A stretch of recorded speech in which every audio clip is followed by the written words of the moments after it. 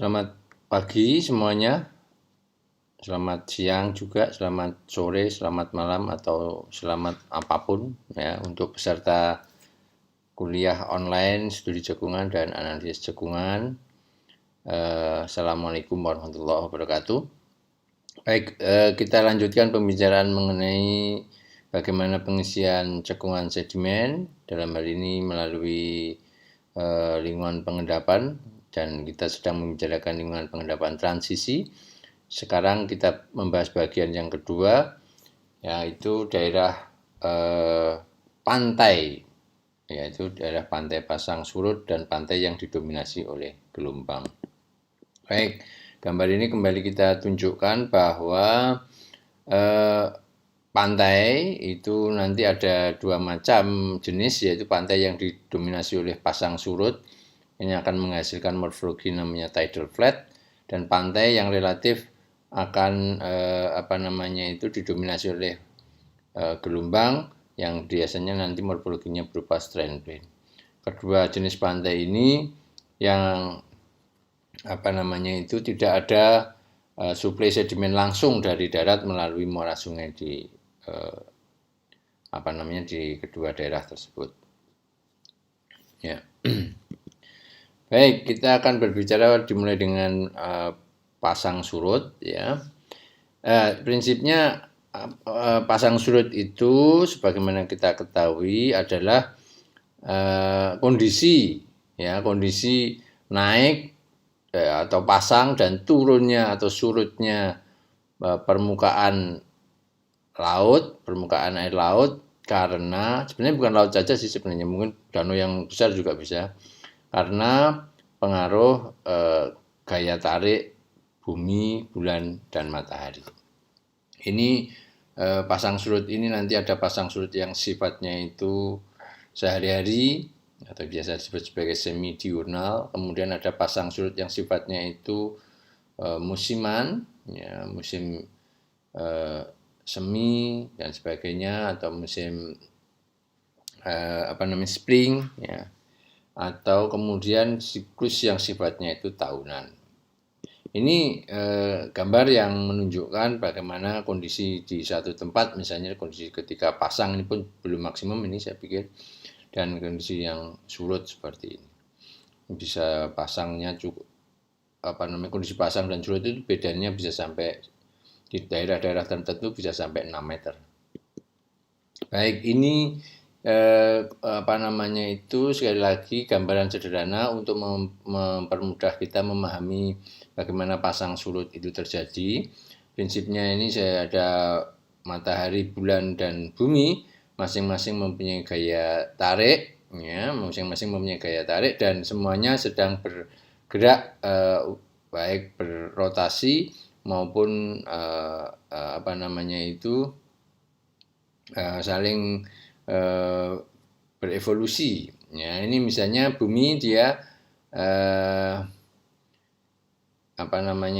berrotasi sehari itu 24 jam dia berputar seperti ini, maka ini akan, karena ada gaya tarik ke sana, relatif nanti dia akan mempunyai pasang surut harian, ya, 2 kali sehari. Ya, ketika misalnya titik ini ada di sini, ini akan terjadi surut, nanti titik itu ketika di sana dia akan menjadi naik dan sebagainya. Kemudian bulan ini akan mengelilingi bumi selama 30 hari umumnya, 1 bulan. Dan dia akan ketika posisinya itu sejajar dengan matahari dan bumi, maka ini akan terjadi gravitasi atau gaya tarik menarik maksimum. Jadi ini akan menghasilkan pasang surut spring, ya. Sementara kalau nanti dia perpendikular, ini akan terjadi nip, ya. Nip itu muka air laut yang turun, autumn atau spring itu musim yang naik. Kemudian matahari, bumi ini mengelilingi matahari dalam bentuk elip, ya, tidak bundar seperti ini, tapi dia bentuk elip Nah, suatu ketika matahari bisa sangat dekat dengan bumi, suatu ketika bisa jauh dengan bumi. Nah, ketika matahari ini dalam jarak terdekat dengan matahari dan kemudian itu terjadi bulan dan matahari ini bulan dan bumi ini juga pada posisi yang segaris ataupun tegak lurus, nanti akan menghasilkan pasang surut yang tertinggi. Yang pasang surut tertinggi ketika bumi mendekati matahari, dan nanti ketika jauh dia akan relatif pasang surutnya rendah. Baik. Nah, ini juga sekali lagi gambaran sederhana untuk menunjukkan bagaimana bumi bulan berhubungan saling membentuk pasang surut. Kalau ini matahari, ini bulan, ini bumi dalam keadaan satu garis seperti ini, maka akan ada pasang akan terjadi pasang ya pada tanggal 1, itu disebut sebagai spring tide. Pada tanggal 1, jadi bulan itu berada di antara bumi dan matahari, ini akan mulai terlihat sedikit saja, ini kecil di bawah sini. Ini tanggal 1 terus kemudian sampai di sini, ini sekitar tanggal 7 dan sebagainya, nanti akan mulai terlihat seperti tandan pisang dan seterusnya sampai di sini. Ketika di belakang sini, ketika bulan, bumi, matahari segaris tapi bulan di sana, maka nanti dia akan terlihat bulan itu maksimum. Ini disebut sebagai pasang spring. Nah, pada saat ini kembali pasang menjadi maksimum. Dan pada saat inilah mungkin akan terjadi gerhana bulan, itu ketika terjadi satu garis lurus. Kembali ketika dia ada berputar di bawahnya sini, dia sekitar tanggal 22 dan sebagainya, ini akan terjadi nip, ya seperti itu. Jadi Anda bisa melihat bagaimana pasang surut terhadap matahari dan bulan, ya. Nah, jadi ada pasang, ada surut, ada pasang, ada surut, sehingga ketika ini posisi air pada waktu pasang dan ini ketika posisi air pada waktu surut, maka ketika ada proses air itu naik, ini sama dengan membuat atau mengenerate arus yang bergerak ke arah darat. Arus yang bergerak ke arah darat ketika pasang itu namanya flat tide current, arus ketika terjadi pasang. Sebaliknya ketika nanti turun, maka itu namanya menjadi ebb tide current. Ya, kalau kita gambarkan secara siklus seperti ini, pada saat maksimum di atas ini airnya akan tenang, slack water itu air tidak akan bergerak. Pada saat minimum juga tidak akan bergerak, tidak ada arus dan sebagainya. Ini yang namanya daerah intertidal nanti, daerah di antara pasang dan turun. Nah, ketika pergerakan air ke arah pasang dan pergerakan air ke arah surut, inilah akan menghasilkan energi terbesar berupa arus pasang ataupun arus surut, ya, berupa flat tide atau ebb tide. Itu prinsipnya arus yang digenerate oleh pasang surut. Nah, besar kecilnya pasang surut di permukaan bumi ini ternyata juga dikontrol oleh kondisi morfologi suatu tempat. Contohnya pada saat terjadi pasang di mana bulan bumi ini bergaris lurus, maka terjadi pasang naiknya itu di tengah samudra. Justru di tepiannya itu menjadi surut karena tertarik semuanya oleh gaya gravitasi ini di bagian tengah. Sebaliknya justru ketika ada di kontinen, itu malah terjadi pasang. Karena apa? Ini tertarik ke satu sisi. Ketika posisinya di sini, dia akan tertarik ke arah satu posisi yang di tepian tersebut. Nah, ini contoh dari posisi tersebut. Nah, kemudian apa namanya itu migrasi dari arus yang membawa sedimen itu juga akan dipengaruhi oleh apa namanya itu sifatnya itu shelf ya, contohnya ini shelf pendek dan lebarnya shelf. Semakin pendek seperti ini, maka migrasi juga semakin kecil. Semakin panjang shelf-nya, maka migrasi juga akan semakin jauh. Kemudian ternyata naik turunnya apa namanya itu tinggi rendahnya suatu pasang ataupun surut itu juga dipengaruhi oleh morfologi, di mana morfologi yang misalnya tertutup seperti B seperti ini ya, teluk seperti ini yang tertutup, dia akan mempunyai pasang surut yang tinggi dibandingkan dengan daerah estuary yang daerah ini terbuka sampai berhubungan dengan sungai di sana, itu dia akan menjadi lebih rendah pasang surutnya dibandingkan dengan teluk yang tertutup. Ternyata orientasi samudra pun juga berpengaruh. Samudra yang relatif berarah barat timur ya, relatif sejajar dengan garis-garis lintang ya, itu juga relatif mempunyai pasang surut lebih tinggi di bagian pantainya sini dibandingkan dengan samudra-samudra yang berarah utara selatan misalnya. Ya, yang sejajar dengan garis bujur. Ini pantainya juga relatif akan lebih kecil. Demikian juga nanti ada tidaknya hubungan terbuka dengan laut, itu juga akan mempengaruhi tinggi rendahnya apa namanya itu pasang atau surut di suatu tempat. Nah, ini apa namanya hal-hal yang mungkin terbentuk ketika pasang surut itu terjadi, di mana pasang surut itu kemungkinan ada secara klasifikasi dipisahkan menjadi 3. Ada yang microtidal, mesotidal, dan macrotidal. Mikro itu apabila pasang surutnya lebih kecil daripada 2 meter, meso itu 2-4, makro itu lebih dari 4 meter.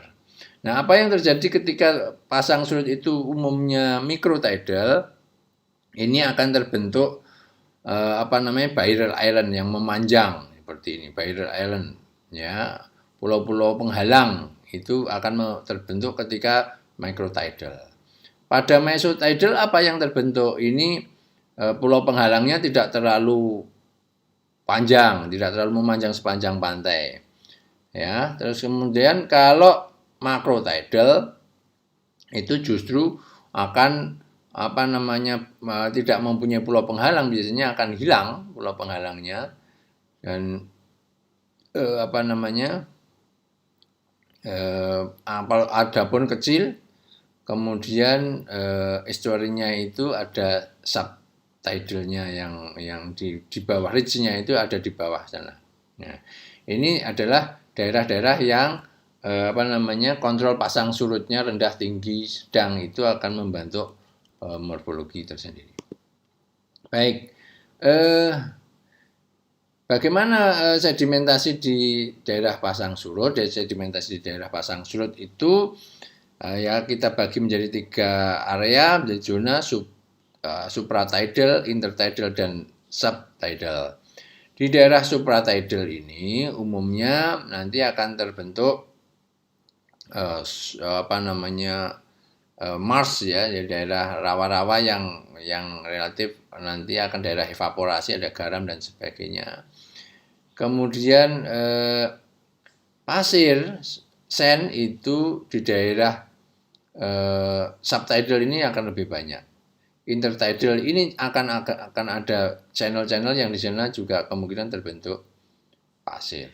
Sementara yang di sini itu dominan lumpur dan kadang-kadang tadi daerah yang berhubungan dengan evaporasi. Jadi kalau kita apa namanya membaca lagi apa itu zona supratidal itu? Zona supratidal itu adalah zona yang akan mendapatkan airnya itu ketika pasang maksimum. Ketika surut, air itu terbiarkan di sana menggenang ya karena itu flat ya, kadang-kadang bisa hilangnya itu karena evaporasi, sehingga daerah supratidal itu kadang-kadang menjadi daerah yang cukup banyak endapan-endapan evaporitnya seperti gypsum dan juga terutama adalah garam. Zona intertidal ini zona yang dimana tadi arus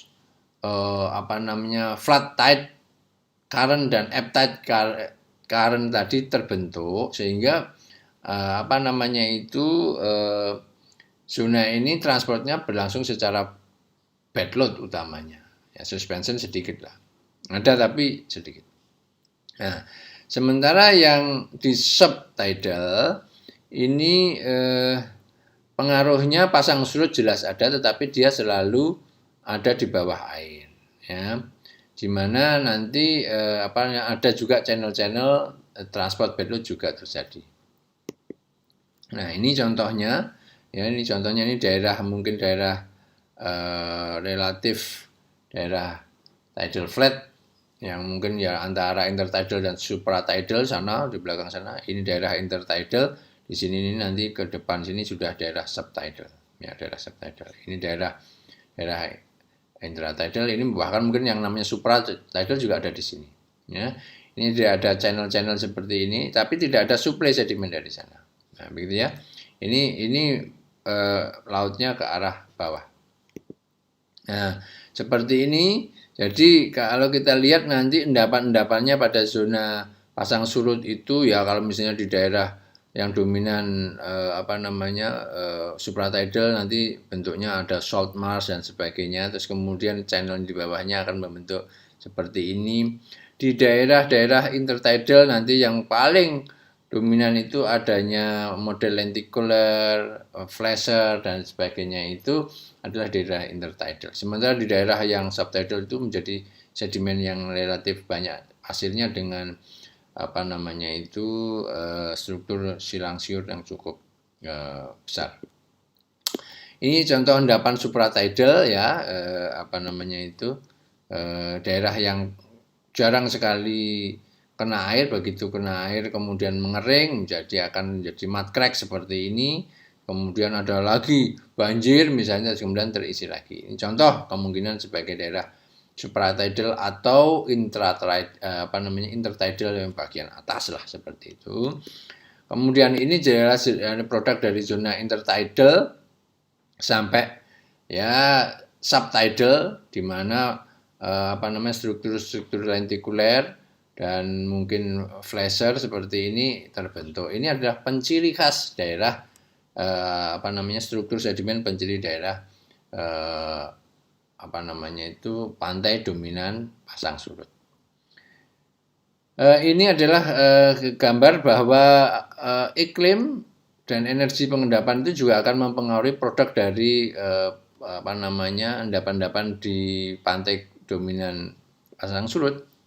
Ini iklimnya, ini hidrolik regime-nya, yang ini high energy, yang ini low energy.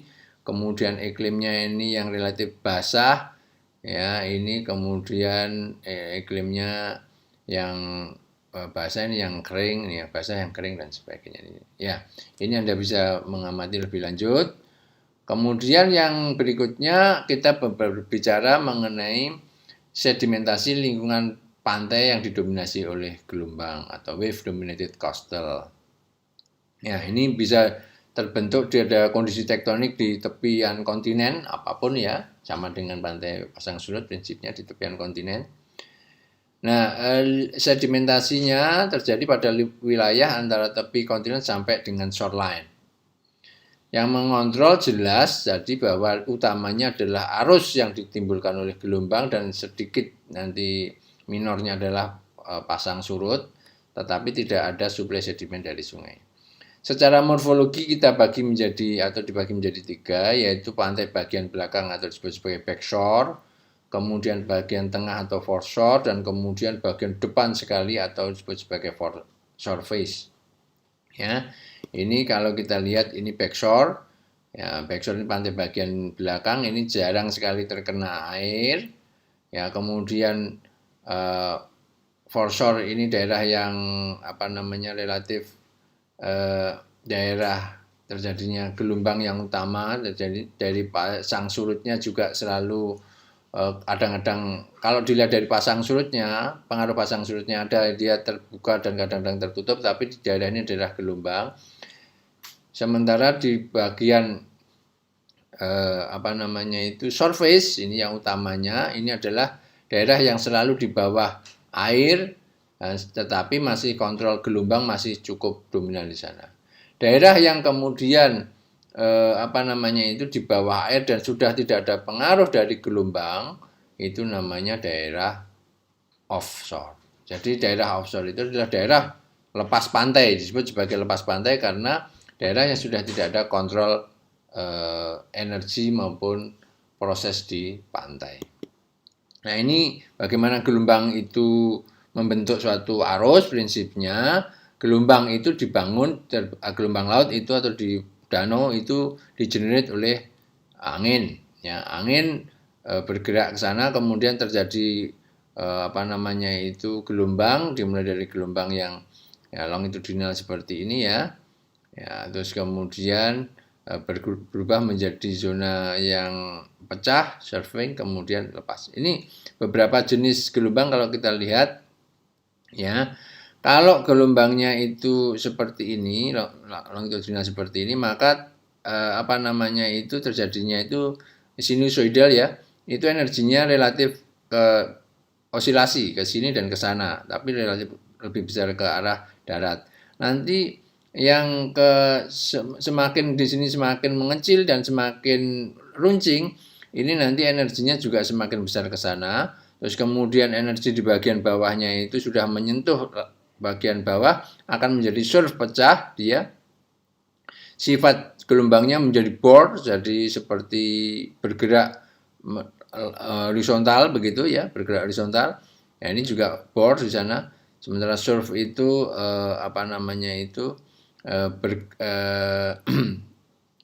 jenisnya, aktivitasnya itu surfing, sementara yang swash itu menyapu di sini ya, menyapu di daerah pantai ini swash ya. Ya, jadi seperti itu. Sementara ini pengaruh dari gelombang itu sampai ke dasar laut itu adalah setengah dari panjang gelombang. Ya, kalau ini puncak ke puncak itu satu gelombang, kira-kira pengaruh gelombang itu setengahnya itu. Ya, setengahnya itu. Baik. Nah, ini beberapa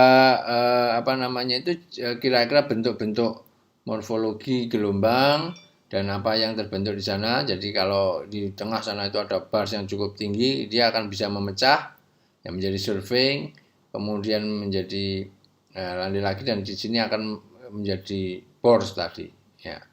Tetapi kalau ini untuk menggambarkan saja, pantai yang relatif landai itu breaker zone-nya itu jauh di belakang sana ya. Tetapi pantai-pantai yang relatif steep, yang curam itu breakingnya itu, pecahnya gelombang itu lebih dekat. Dia bisa intermediate, itu bisa pecah agak dalam karena di sini mungkin adanya bar dan sebagainya. Baik. Nah, yang penting di dalam energi pantai itu, gelombang yang di pantai itu, dia akan membentuk atau mengenerate apa yang namanya longshore current. Longshore current itu adalah arus yang bergerak paralel sepanjang garis pantai. Sementara yang endapannya itu pergerakan sedimen yang dibawa oleh arus itu namanya longshore drift. Jadi sedimen yang bergerak sepanjang pantai itu disebut sebagai longshore drift. Jadi ini ada gelombang, ya ini gelombang membentuk sudut terhadap garis pantai, kemudian dia akan mengenerate arus sepanjang garis pantai yang namanya longshore current. Nah, longshore current itu membawa sedimen yang kemudian disebut sebagai longshore drift. Nah, ini contoh yang di Yogyakarta pun juga, di pantai selatan Yogyakarta juga demikian.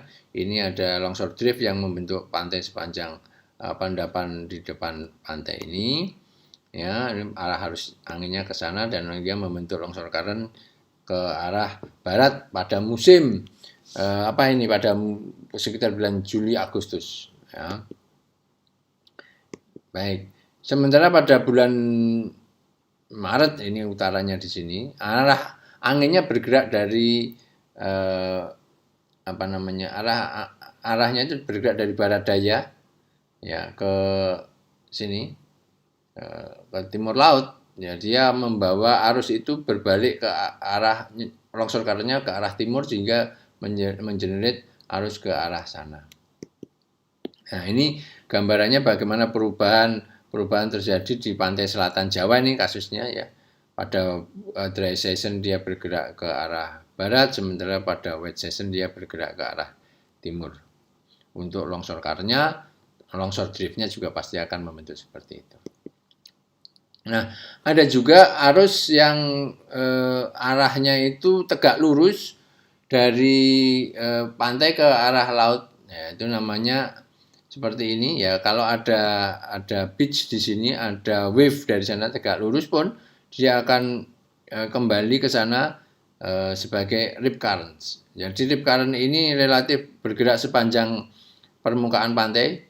Sehingga saya tidak tahu ini apa disebut sebagai rip current ini karena ini rip yang yang cukup berbahaya. Orang yang terbawa sini mungkin menjadi rip betul. Ya, ternyata juga gelombang yang mempunyai bentuk menyudut pun dia itu juga membentuk rip current yang relatif tegak lurus dengan arah pantai. Di sana kemudian baru disebarkan. Maka hati-hati morfologi rendahan seperti ini kemungkinan dia akan terbentuk rip current. Ya, ini produk-produk dari endapan gelombang. Ya, kalau kita lihat ini di daerah lagunnya kah, ini kemudian ada di mana ini ada bermnya, ada swashunnya dan sebagainya. Ini produk-produk yang terbentuk ya relatif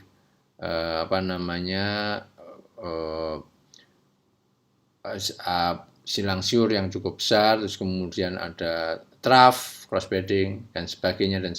Yang di tengah sini ada bar ya, yang di tengah sini ada bar saling memotong, yang di bawah sana kemudian ada ripple dan sebagainya. Ini kemungkinan adalah produk yang terkait dengan gelombang. Sama juga dengan yang lain karena endapan pantai itu relatif sebenarnya endapan yang prograding,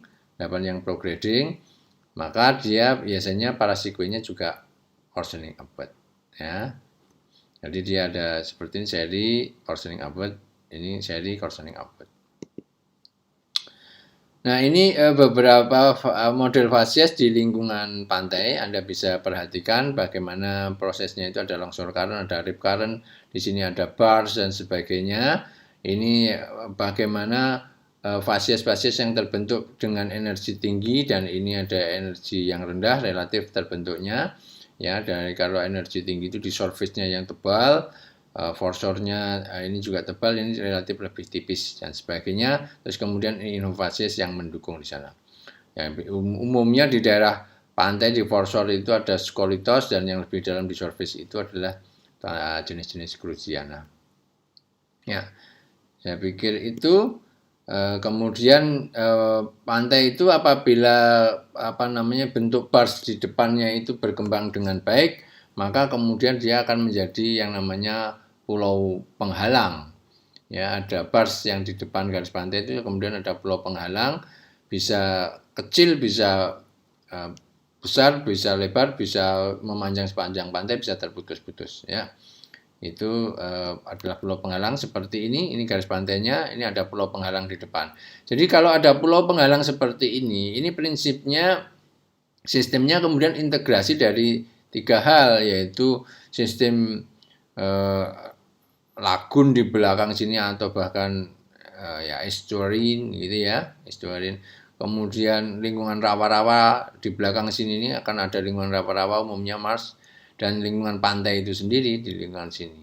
Jadi ini kemungkinan apabila terbentuknya di daerah pantai Pulau Penghalang itu ya seperti gambar ini, nanti akan ada model-model yang akan berasosiasi dengan estuarine, dengan Mars, dengan lingkungan pantai. Iya. Kemudian bagaimana sedimentasi di daerah pantai ini kalau selama ada pulau penghalang seperti ini, endapan di sini bisa di daerah surface, ini bisa diendapkan ke lower surface bahkan ke offshore oleh endapan badai misalnya. Sementara yang di sebagian bisa endapkan ke belakang sini, ya, ke washover ke belakang sini sebagai endapan lagun.